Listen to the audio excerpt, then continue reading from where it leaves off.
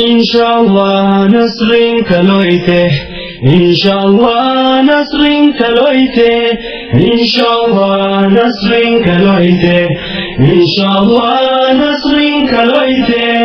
Ya khalafne jachabde, ya kadiktan galafte, ya kadine madoite, ya ka ilman kedabde, obsi amma arkatta.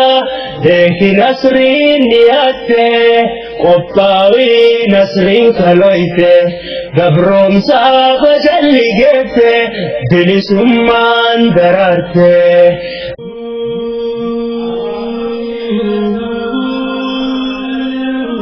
kabajamtootaaf dhageeffattoota hordoftoota keenya assalaamu alaykum wa rahmatullahi wa barakaatuh. sagantaa oduu qabannee isinitti dhiyaannee jirra.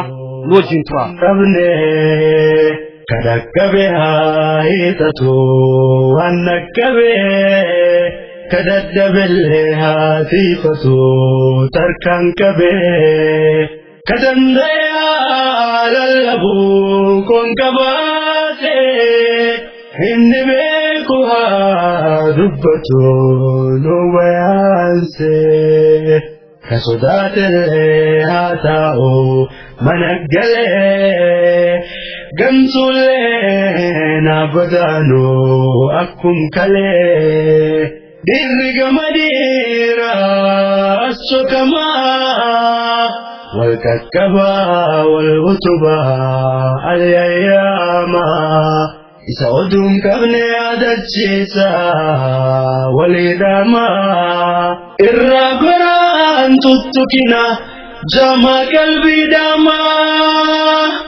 yama yama yama ilma ayana yama yama yama yama intala ayana yama. mootummaan sochii gaafii mirgaa hawaasni Oromoo gaggeessaa jiru gocha shororkeessitoota jechuun farrajee mormiin goototaan jalqabe ammas onnee guutuuf kutannoon sodaa takka malee finniinaa jira. Guyyaa kaleessatiif guyyaa har'aas godinaalee adda addaatti mormiin cimee itti fufeera. Guyyaa har'aa waraanni wayyaanee godina Shawaa Lixaa magaalaa Holonkoomii keessatti nama 3 kan ajjeesanii fi akkasumas mormii guyyaa har'aa magaalaa Awdaay keessatti hawaasaan gaggeeffameedhaan poolisa irraatii dhukaasa banuudhaan namoottan 4 yennaa ajjeefaman magaalaa Haramaayatti sochii mormii guddaa gaggeeffame irratti namoottan 2 kan ajjeefamanii fi namoottan lakkoofsaan hedduu ta'an kan miidhaman ta'us maddeen naannawaarraa nuuf gabaasaniiru. Hiriirri mormii akkaan guddaa magaalaa Haramaayaa fi magaalaa Awdaay keessatti kan gaggeeffame yommuu ta'u ummanni konkolaataa bulchiinsa tokkoo fi konkolaataa federaalaa tokko kan guban ta'us beekameera. Kanuma wal qabatee waraanni wayyaanee ajaja bahaa kan Hararitti maddeeffate gara magaalaa Awdaay kan socho'ee jiru ta'u maddeen keenya kan nuuf gabaasanii fi lakkoofsi namoota madaawanis dabalaa akka deeme maddeen eeraniiru. Guyyaa har'aa lola diinni qonnaan bultoota jalduu irratti iddoo Gaaleessaa jedhamutti banee namoonni 5 kan wareegamanii fi namoonni 2 ammoo akkam madaanii kan jiran ta'u maddeen nuuf eeraniiru. Namoottan guyyaa har'aa ajjeefaman keessaa obboleettii teena Naatoo Gulummaa, lammaffaa Magarsaa Baajii, sadaffaa Baqqalee Tumsaa, afuraffaa Abbabee Gabbisaa fi shanaffaa Hammaammatti maqaan kan beekamanii fi namoonni madaawan Dheeressaa Gabbisaa fi Nigusuu ta'uu maddeen nuuf eeraniiru. Meettaa Roobii magaalaa Mogor keessatti mormiin cimaan guyyaa har'aa kan dhohee oole ta'us beekameera. Guyyaa har'aatti godina Wallaggaa dhihaa magaalaa Qilxuu Karraa keessatti mormiin cimaan kan godhame ta'us beekameera. Godina Lixa Wallaggaa Maaqaa Najjoo bakka jedhamutti galgala guyyaa kaleessaa barataa tokko qophaa isaa osoo deemaa jiru rasaasaan rukutame kan ajjeefamee fi reemti isaa achuma bulee guyyaa har'aatti uummatni ganamaan ka'e kan arge mormii cimaa kan gaggeesse ta'us beekameera. Guyyuma har'aatti barattoonni godina Jimmaa magaalaa Aggaaroo mormii bahuuf humnaa ol itti taanan nama muraasan walitti dhufuudhaan didda isaanii agarsiisaniiru. Doktoroonni fi neersonni hospitaala Dambilooloo guyyaa har'aa didda isaanii agarsiisaniiru. Har'a godina Kibba Lixaa Shawaa aanaa Sooddoo Daaccitti barattootaaf uummatni kan hiriira ba'an ta'us loltoonni wayyaanee konkolaataa 5 lakkoofsaan 40 ol ta'an ijoollee fi uummata bittinneessanii dararaa kan turanii fi nama dhiira ta'e hunda mana hidhaatti kan darban ta'us beekameera. barattoonni kolleejii fayyaa Asallaa guyyaa har'aa mormii isaanii kan dhageessaniif akka isaan barattoota piripaaratorii daandiin gamatti mormii godhaa jiran wajjin walitti makamneef humni waraanaa hospitaala Marsee kan ture ta'us beekameera. Godina Wallaggaa dhihaa magaalaa Ayiraa keessatti guyyaa har'attis mormiin cimaa gaggeeffame akka ture maddeen eeraniiru.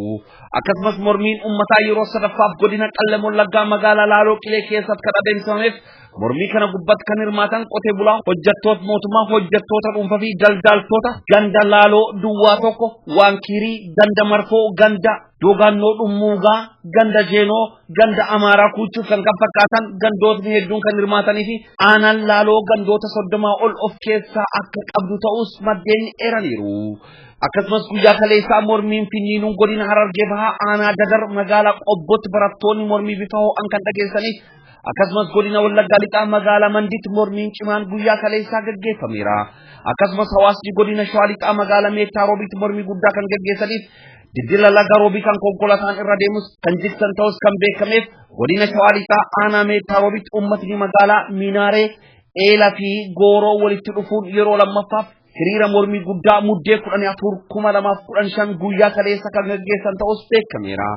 Guyyaa kaleessatti mormiin barattoota mana barnootaa Caancoo godina Arsii aanaa Gololchaa keessatti akka gaggeeffame beekameera.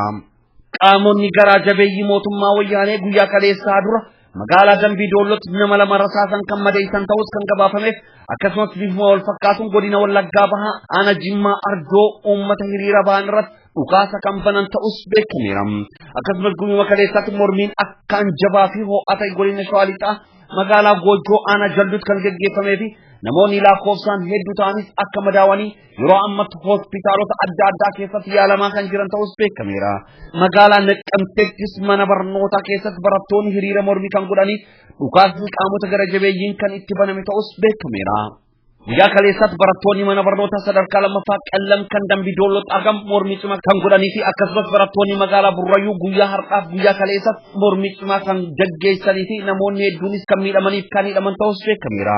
Mormiin guyyaa har'aatis Finniinee itti fufuun godina Wallaggaa dhihaa magaalaa Qilxuu Karraa keessatti mormiin cimaan kan godhame ta'us beekameera. Mormiin uummataa godina Shawaa lixaa aanaa Abuunaa Gindabaratetti guyyaa muddee 14 kan gaggeeffamee fi barataan kutaa 8ffaa mana barumsaa Giixiree sadarkaa 1ffaa baay'isaa dabalee jedhamu rasaasa poolisiin dhukaaseen rukutame hospitaala Gindabaratee kan ture yommuu ta'u galgala keessaa sa'a 4 lubbuun isaa kan dabarte yommuu ta'u guyyaan sirni awwaalcha isaa muddee 16 guyyaa borii kan gaggeeffamuuf karoorfame kan jiraatu ta'uu beekameera. Maatii firoota isaa Rabbiin haa jabeessu. Akkasumas loltoonni wayyaanee guyyaa har'aa Dambiidoollootti Mahandisa Xilahuun mul'ataa jedhamu mana isaa keessatti rasaasan dhaanii kan ajjeesanii fi obbo Xilahuun kan ajjeefame yeroo barattoonni loltoota jalaa dheessanii mana isaatti dahoo galan loltoota irraa qabbaneessuudhaaf yeroo yaaletti ta'uu maddeen eeraniiru. Maatii firoota isaa Rabbi haa jabeessu.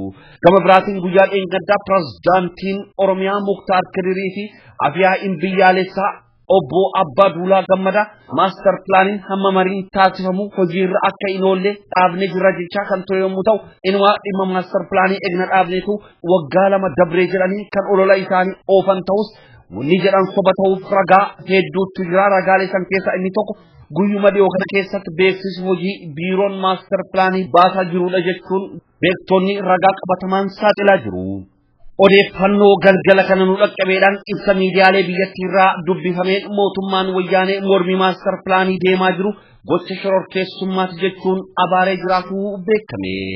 Akkasumas uummata mormii kanarratti hirmaataa jirus shororkeessitoota jechuun ramadee kan jiruu fi kana jechuun uummata mormii nagaa godhaa jiru irratti tarkaanfiin shororkeessitoota irratti fudhatamu hundi ni fudhatama kan jedhanii fi tarkaanfiin amma booda fudhatamus gurmuu farra shororkeessatiin akka ta'e beeksisee jiraachuu beekame. Kanuma wal qabatee waraanni ittisa biyyattis hirmaachaa jiraachuu mootummaan kan amanee fi maddeen keenya akka ibsanitti waraanni dabalataa daangaa irraa ka'ee gara Oromiyaa akka seenu ajajni kenname halkan kanarraa kaasee sosso'ee kan jiru yommuu ta'u afaan biraatiin mootummaan addawaayii yookaan TPLF har'a muddee 15,2015 yookaan muddee 5,2008 ifatti uummata Oromoo nagaa mirgasaa falmachaa jiru irratti waraana labsee kan jiru ta'uu beekameera. hawaasni kallattiilee hundaan qabsoo jalqabee gubbat cichee itti fufuun qabsichi ijoollee hamma maanguddootti hirmaachise wareegama lubbuu kafalchiisaa finniinee itti deemaa kan jiru yommuu ta'u godinaalee aanaleen hamma ammatti qabsootti hin makamin tokkummaan ka'uudhaan hawaasaaf lammii isaanii cinaa hiriiruu akka qaban beektonnii fi hawaasni qabsoo keessatti cichee qabsa'aa jiru waamichaa taasisaniiru. Oduu qindaa'eef ana obboleessa keessan Hamzaa Booranaa raadiyoo daandii haqaa irraa. Kabajaan mummaa dabnee barumsa dhoowwamnee biyya ari'amnee walleen balleessinee mirga keenya gaafannee duuba tanaan maal jennaa namaa gallaalamnee.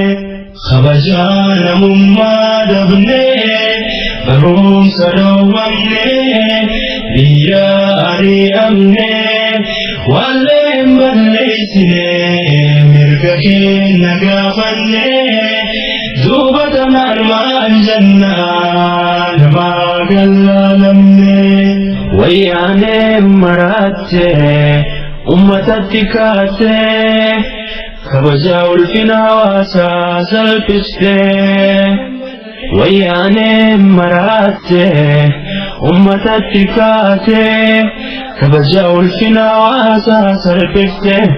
Lammii biyya guutuu hin jirreen tuffattee horoota hafseettee rasaasa abdattee gaafa qayyakkaatee qalbii lama taatee gaafa wallakkaatee olmaan isii battee. Kabajaa namummaa dabnee barumsa dhoowwamnee biyya ari'amnee walleen balleessinee mirga keenya gaafannee duuba tanaan maal jennaa namaa gallaalamnee. Softeetiif dhaattee ifirra dubbatti mirga namaa deettee ummata tuffatti.